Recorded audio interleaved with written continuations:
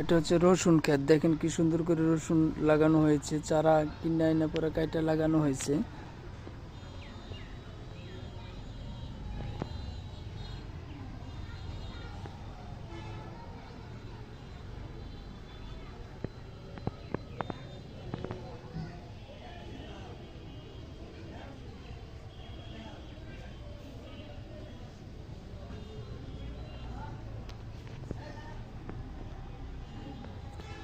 চারা কিনা পরে লাগানো হয়েছে, বাজার থেকে চারা কিনা পরে এইভাবে লাগানো হয়েছে সারিবদ্ধভাবে রসুন।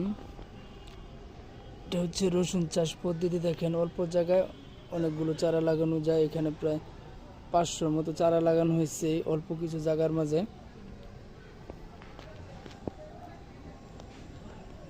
দেখেন দূরত্ব কতটুক, বেশি দূরত্ব না, 4 আঙ্গুল 5 আঙ্গুল দূরত্বের বেশি না।